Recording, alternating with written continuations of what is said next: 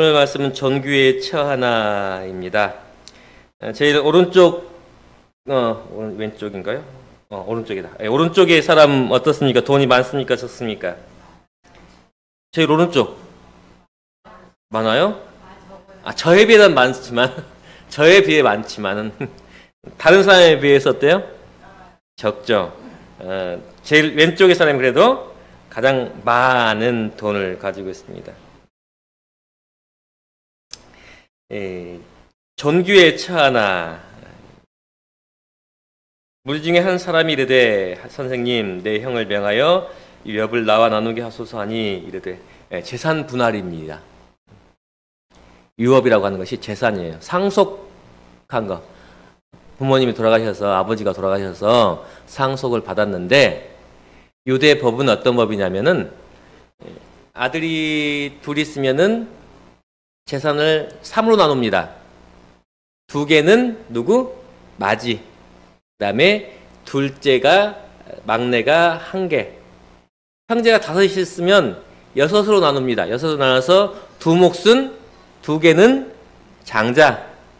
나머지 5개로 이제 형제가 나눠 가집니다. 그게 유대 법이에요.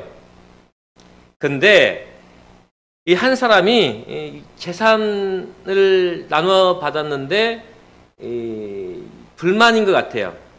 그래서 한 사람이 이르되 선생님 내 형을 명하여 유업을 나와 나누게 하소서 하니 이르시되 이 사람아 누가 나를 너희의 재판장이나 물건 나누는 자로 세우느냐 하시고 저에게 이르시되 삼가 모든 탐심을 물리치라 사람의 생명이 그 소유에 넉넉한 데 있지 아니하니라 하시고 또 비유로 저에게 일러 가사되 한 부자가 그 밭에 소출이 풍성함에 심중에 생각하여 가로되 내가 곡식 쌓아 둘 곳이 없으니 어찌할꼬 하고 또 가로되 예수님께서 그 사람에게 말씀하시기를 한 부자가 있는데 농사를 지었어요. 그때에 특히 그 해만 이렇게 몇 배, 3-4배의 소출이 나왔어. 그래서 마음에 생각합니다. 내가 곡식 쌓아둘 곳이 없다. 어떻게 할까? 혹시 아세요? 농사가 거의 도박에 가까운 거? 벼농사는 고만고만합니다. 벼농사는 고만고만합니다. 뭐가 도박일까요? 하우스 농사가 도박이에요. 하우스가. 왜냐면 하우스 한 동, 2동, 3동, 한 동 짓고 2동 짓고 3동 짓고 2동 짓는 거에 따라 길에 따라 다릅니다. 그리고 그 하우스에 그 해에 어떤 작물을 심느냐에 따라 달라져요. 왜 그럴까요? 어떤 해는 지난해에 그게 잘 됐어. 가격이 좀 나왔어. 다 하우스에 뭐만 심어요? 상추만 심어요. 상추만 심어요. 뭐예요? 갈아엎어야 될 값이 나와요. 내놔봤자 유통비도 안 나와. 그러니까 유통비 나와야지 그래도 내놓잖아요. 근데 유통비도 안 나와 그러면 싹 갈아엎어요. 근데 어느 해에 병이 돌았어. 내 밭에, 내 하우스에는 병이 안 돌았어. 그러면 4배, 5배. 그래서 도박이래요. 그래서 한 2, 3년은 망해먹고, 한 4, 5년쯤 한번 터지면, 그걸 이제 10년 먹고 산대요. 아마 이 사람이 그랬던 것 같아요. 잘 안 되다가, 그때에 확 한번 잘 된 거야. 그러니까 무슨 생각을 해요? 내가 이렇게 하리라. 내 곡간을 헐고 더 크게 짓고 내 모든 곡식과 물건을 거기 쌓아두리라. 또 내가 내 영혼에게 이르되 영혼아 여러 해 쓸 물건을 많이 쌓아두었으니 평안히 쉬고 먹고 마시고 즐거워하자 하리라 하되 하나님은 이르시되 어리석은 자야 오늘 밤에 내 영혼을 도로 찾으리니 그러면 내 애비한 것이 네 것이 되겠느냐 하셨으니 자기를 위하여 재물을 쌓아두고 하나님께 대하여 부요치 못한 자가 이와 같다라고 하셨어요. 그 사람은 그 소출 가지고 그 이익 가지고 내가 평생 먹고 마시고 쉬자, 놀고 먹자 그랬는데 그 밤에 뭐 하면? 예, 쉽게 말하면 죽으면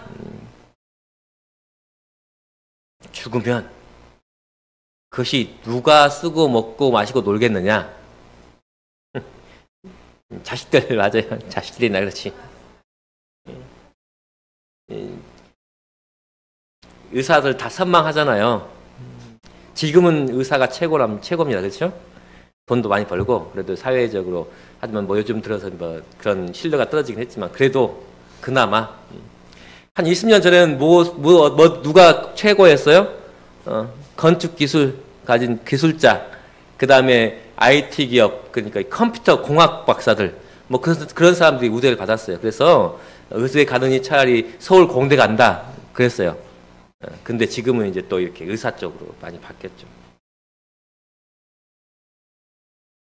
의사랑 결혼하면 누가 가장 편해요? 누가 가장 편하다 그래요? 부인이. 의사는 뭐예요? 맨날 의사 병원에 앉아 있느라고 돈 쓸 일이 없고, 그 돈 번 돈 다 누가 쓴다고요? 아내가 쓴다고요. 이 말에 지금 자기가 아무리 노력하고 쌓아놔도 그 사람이 죽어버리면은 그게 누구 것이 돼요? 자기가 하나도 안 되는 거예요.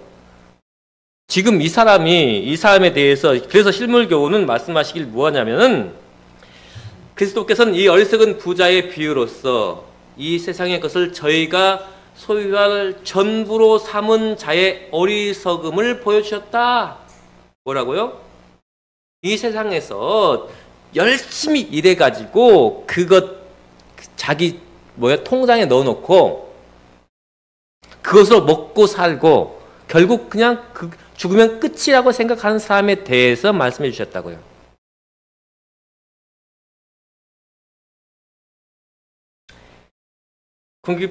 주께서는 궁핍한 자의 기도를 들으시고 그들을 위하여 온갖 좋은 것을 준비하셨다. 주께서는 이 부자에게 축복을 주심으로써 궁핍한 많은 사람을 위하여 풍성하게 준비하셨다. 이 사람이 소출이 많은 건 뭐 하기 위해서요? 뭐 하게 하기 위해서? 가난한 사람들을 도와주기 위해서. 그래서 하나님께서는 구약에 말씀하시기를 너희가 가나안 땅에 들어가면은 밭 끄트머리까지 다 베지 마라. 우리 컴바인 돌아가면은 농사 지은 분이 별로 없으셔가지고 컴바인으로 탈곡을 하거든요. 그러면은 이렇게 컴바인이 들어갈 수 있는 게만 이렇게 뺑 돌아요. 그리고 귀뚜막이 이렇게 그것이 직각으로 나오면 좋은데 이렇게 모양이 이렇게 되면은 컴바인 못 들어가잖아요. 그럼 거기서는 다 사람이 베야 돼요. 그리고 이랑 맨 둔덕하고 가까우면 거기도 가기 힘드니까 이렇게 그건 다 미리 베놔야 돼요. 요즘 기계가 좋아져서 그런 것도 다 한다고 하지만은 그래도 끄트머리 같은 다 베야 돼요. 하나님께서 그 끄트머리 비지 말라고 하셨어요. 누구 주라고? 밭이 없어가지고 특히나 과부나 고아는 부모가 없어가지고 뭐예요? 상속을 못 받았어요. 밭이 없어요. 그러니까 그 고아들. 그다음에 과부는 또 남편이 없으면 상속을 못 받아요. 그러니까 그 과부들을 위해서 남겨놔라. 그 당시엔 낫으로 베었으니까 낫 베고 나서 뒤돌아봐서 쓰러진 것들 베지 마라. 그거 가난한 사람들 줘라. 그 다음에 이삭이 떨어졌으면 그 이삭 그냥 둬라. 누구가? 과부가 주석하게 줘라. 하나님께서는 그런 법을 제정하셔서 가난한 사람들도 고아들도 다 먹고 살 수만 있도록은 해놓으셨어요. 근데 지금 이 부자에게 하나님께서 그렇게 소출을 많이 주신 것도 누구를 주시라고? 주변에 있는 가난한 자를 도우라고 주셨는데 뭐 했다고 이 사람은? 이 부자는 궁핍한 자의 부르짖음에 마음을 닫고 그 종에게 이르기를. 누구에게 마음을 닫았다고요? 궁핍한 자에게, 가난한 자에게, 고아와 과부에게 마음의 문을 닫았다고요. 내가 이렇게 하리라. 내 곳간을 헐고 더 크게 짓고 내 모든 곡식과 물건을 거기 쌓아두리라. 또 내가 내 영혼에게 이르되 영혼아 여러 해 쓸 물건을 많이 쌓아두었으니 평안히 쉬고 먹고 마시고 즐거워하자.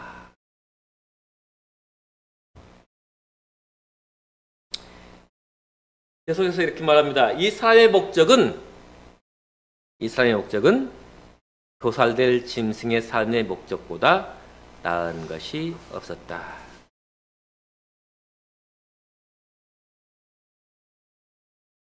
사람과 짐승, 동물의 차이가 뭐예요? 이성이죠. 그 생각하는 힘이에요. 생각하는 힘. 그래서 생각을 하고 무엇을 만들고 생각하고 다음을 돕고 무엇을 만들고 미래를 꿈꿔요. 하지만 짐승, 동물은 뭐예요? 지금 먹고 배부르면 쉬는 거예요. 동물원 가시면은 특히나 사자, 호랑이 보시죠? 걔들 뭐 하고 있어요? 뛰어다녀요?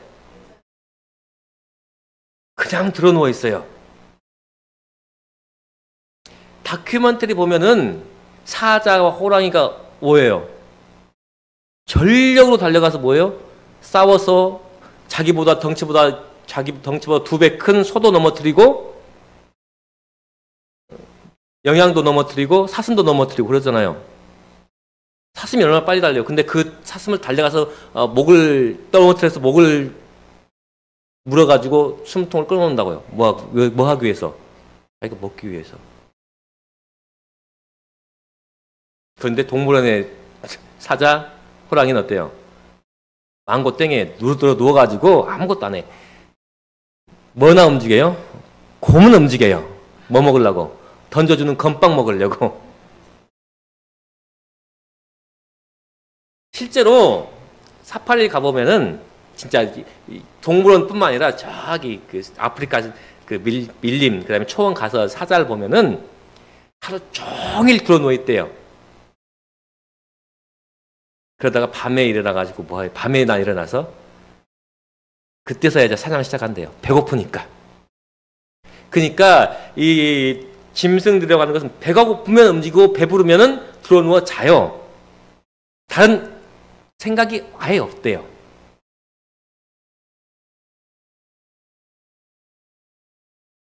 이 사람의 목적은 도살될 짐승의 삶의 목적보다 나은 것이 없었다. 어떤 차원에서요? 어떤 측면에서? 어떤 면에서? 네, 내 배가 부르니 나는 평하고 즐겁다. 나중을 위해서 뭐예요? 이것을 쌓아두고 앞으로도 즐겁게 지내자. 떼까치라고 있어요. 떼까치. 걔는 사냥을 해가지고 특히나 이제 개구리, 개구리 같은 것, 도룡뇽 그런 것, 도마뱀 그런 거 잡아가지고 이 나무에 딱 이렇게 꽂아놓으면 돼요. 언제 어떻게 하려고? 나중에 먹으려고. 보통은 저축을 안 하는데 이 떼까치 같은 경우 이렇게 꽂아놓은대요.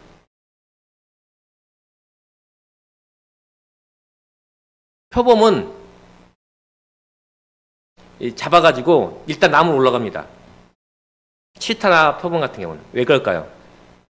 뺏기니까. 누구한테 뺏겨요 주로? 자칼이라고 하는 그 조금 머리는 높고 엉덩이는 낮은 승냥이라고 우리가 보통 말하는 걔네들 무리지어가지고 10명이든 20명이든 20마리든 10마리든 20마리든 물리지어가지고 사자 것도 뺏어 먹는데요. 하도 귀찮게 구니까 그냥 간대요. 사자도.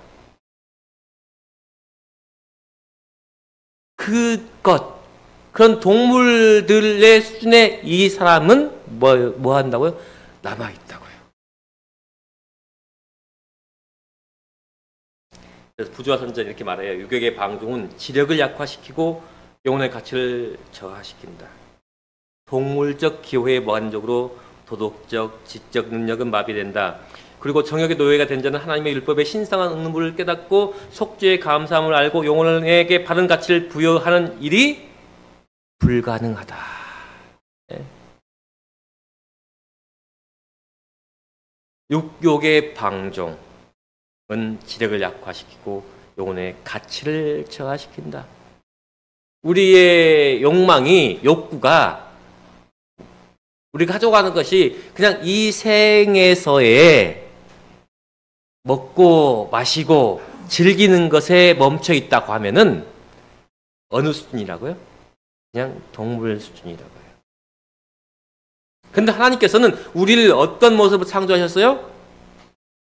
어떤 모습으로? 하나님의 모습으로 창조하셨어요. 누구를 닮아가게 하려고? 하나님을 닮아가게 하려고 하나님의 형상을 따라서 만드셨어요. 하나님의 모양. 우리가 뭐 이런, 진짜 우리 하나님께서 우리 이 사람 모습, 눈, 코, 이 팔, 다리 이렇게 있는 모습이라고 상상하는 것도 가능하지만은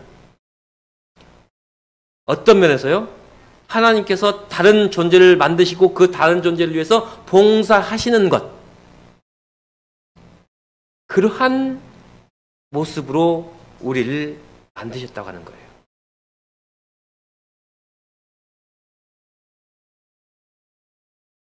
이기적인 목적과 죄악적인 방종에 몰두된 사람은 죄의 유혹 강박게 된 자이다.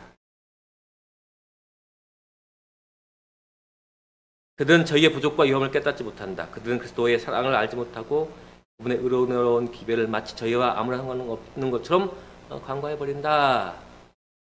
라고 말해요. 그래서 시편 49편이 이렇게 말합니다. 존귀에 처하나 깨닫지 못하는 사람은 멸망하는 짐승 같도다. 존귀에 처하나 깨닫지 못하는 사람은 멸망한 짐승 같도다. 지금 그 부자가 어떤 존귀에 처했어요? 부해졌어요. 누구 때문에? 하나님 때문에. 그 부가, 그 재산이 누구를 위해서?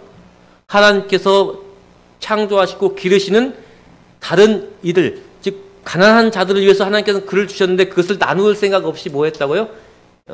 짐승처럼 먹고 마시고 즐기자. 그리고 죽자. 죽기 전까지는 먹고 마시고 즐기자. 하나님께서 이 높이 드신 이유는 뭐라고요? 높이 드신 이유는 그 사람에게 그가 해야 할 일을 주시기 위해서.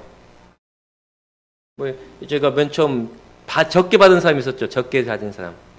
조금 더 받은 사람, 또 많이 받은 사람.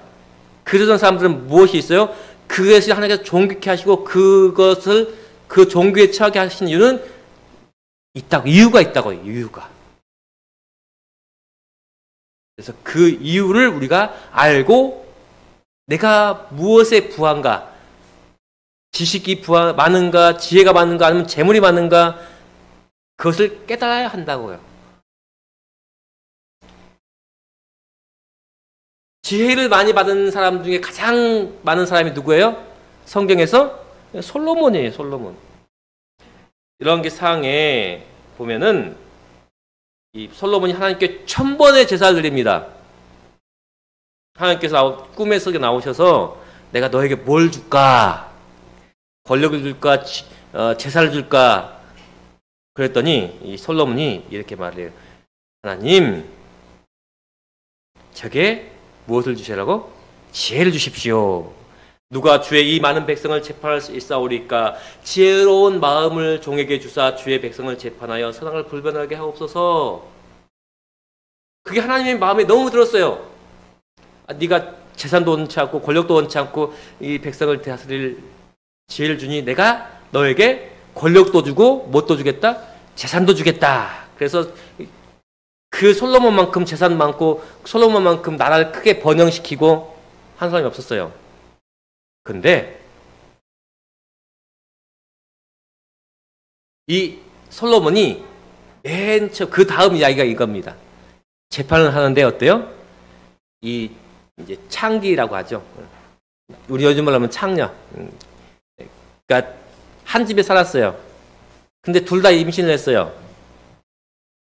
근데 어느 한 다음 날 보니까 몸이 좀 뚱뚱한 여자가 얼마나 무감각했더니 했던지 몸을 구르다가 그 옆에서 자고 있는 아이를 덮쳐서 그 아이가 숨이 멎어서 죽었어요. 근데 그 여자가 또 조금 일찍 일어났나 봐요. 아기가 일어나 보니까 죽었어. 아이, 죽었네 하고 자기가 그걸로 끝나면 좋은데 옆방에 있는 애기하고 바꿔치기를 해버렸어. 근데 어때요? 그러니까 일어나 보니까 어때요? 자기가 아이고 죽었네? 근데 자세히 보니 자기 얘기예요? 아니에요? 아니에요. 알잖아요. 그러니까 옆에 애기, 살아있는 애기를 보니까 누구 얘기예요? 자기 얘기예요. 그러니까 이게 안 되겠어서 이제 재판을 받으러 갔어요. 근데 밑에 재판을 하는 사람들이 다 못해.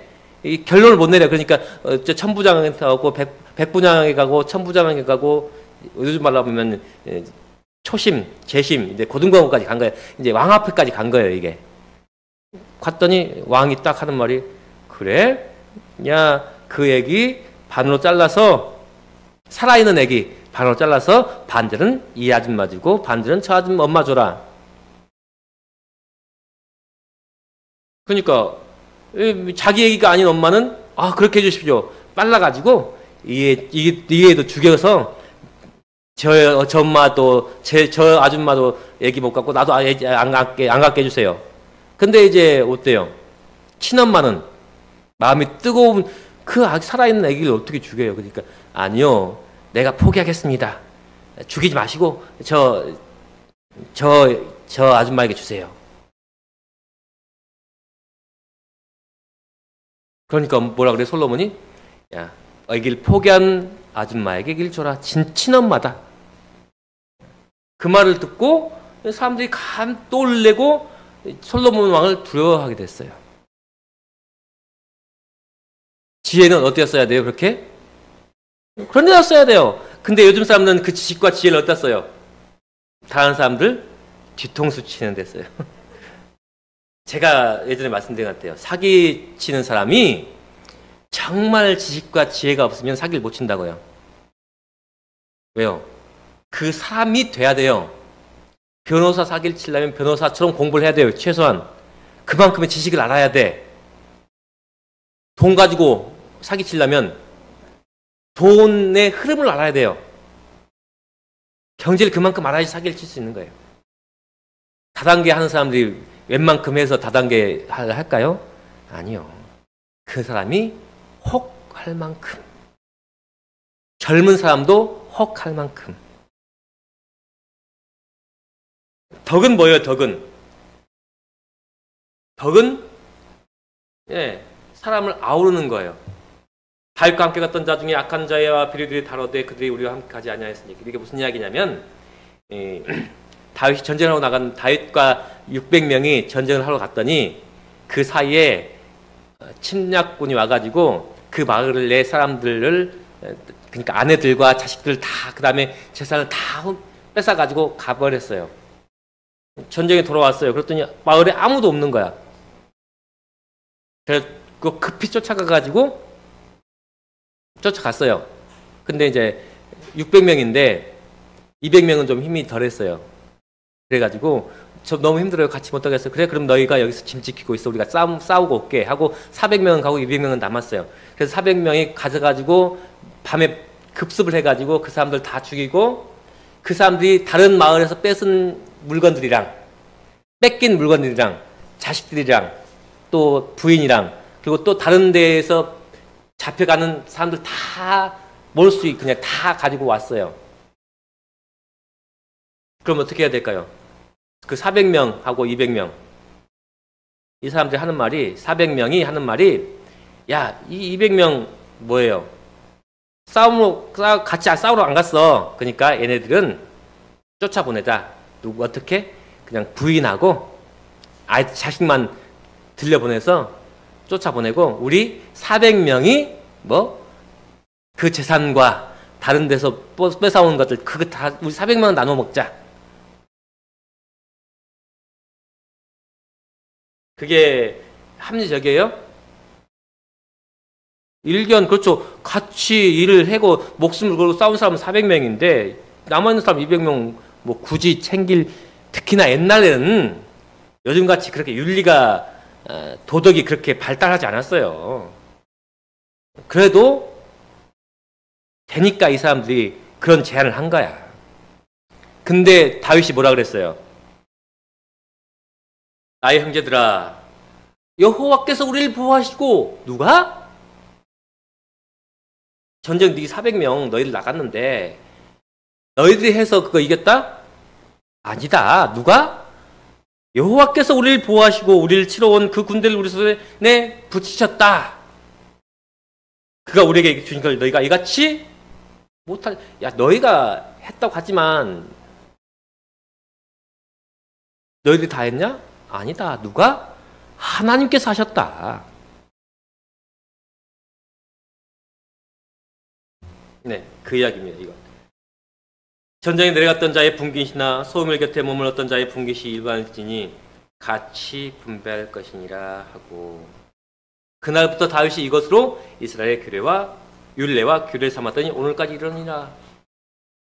그전에는 뭐 이렇게 저렇게 했었다 할지라도 그때부터는 뭐예요? 전쟁에 간 사람이나 남아서 국가를 지킨 사람이나 다 똑같이 분배해서 나눴다고요. 이게 뭐예요? 이게 덕이에요, 덕. 하나님께서는 우리에게 재산을 주시고 지혜를 주시고 지식을 주시고 그것들이 다 무엇을 위해서? 그 가치를 알고 쓸 수 있게끔 하셨다고요. 그래서 시편은 이렇게 말합니다. 형제가 연합하여 동거함이 어찌 그리 선하고 아름다운고, 머리에 있는 보배로운 기름이 수염 곧 아론의 수염에 흘러서 그 옷깃까지 내림 같고 헐몬의 이슬이 시온의 산들의 내림 같도다. 거기서 여호와께서 복을 명하셨으니 곧 영생이로다. 누군가의 헌신이 없으면, 누군가의 자비 없으면은 뭐해요? 공동체는 유지될 수가 없어요.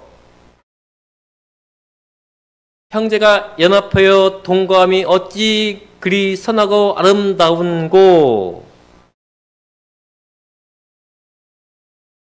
이것은 그 공동체를 위해서 부족한 사람을 채워주는 그 누군가가 있어야 되고, 부족한 지식을 채워주는 그 지혜를 채워주고, 그 사람을 도와줄 그 누군가가 있어야, 헌신해야 되고, 자기의 재산을 내어서 그 누군가를 보호해야 한다고 하는 것입니다.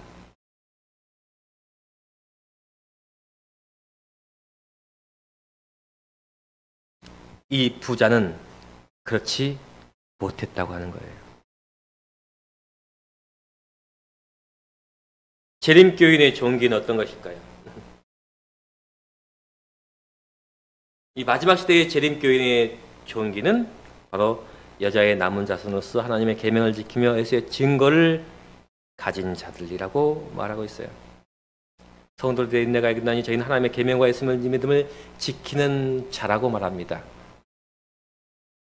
우리는 바로 이 재림교회는 바로 이런 종교, 예수 그리스도의 말씀을 가지고 그 말씀을 믿는 것, 그 말씀을 지키는 것, 그게 바로 하나님의 계명과 예수께서 가지신 믿음, 또한 예수님을 향한 믿음을 끝까지 지키는 것, 즉 계명과 믿음이에요. 그러면 무엇에 처하겠다고요? 시편 144편의 마지막 명하셨으니 그 다음은 무엇이라고요? 영생이니라. 그렇죠. 우리들은 그것을 지키고 나면 우리 어디에 서 있겠다고요? 불이 섞인 유리바다 같은 것이 있고 짐승과 그의 우상과 그의 이름의 쇠를 이기고 벗어난 자들이 유리바닷가에 서서 하나님의 검은 골을 가지고 하나님의 종 모세의 노래, 어린 양의 노래를 부르겠다고요. 저 하늘나라 가서 누구를 찬양하는 노래를 부르겠다고요? 하나님을 찬양하는 노래를 부르겠다고요. 우리에게 주신 재능 이웃에게 나누고, 하나님께서 명령하신 종기가 뭐예요? 이 마지막 시대의 종기는 바로 하나님의 율법과 예수 그리스도의 믿음을 가지는 것입니다. 그러므로 하나님께서 명하신 그 영생에 들어가시는 우리 모든 성도 되시길 간절하며 오늘 말씀 마치겠습니다.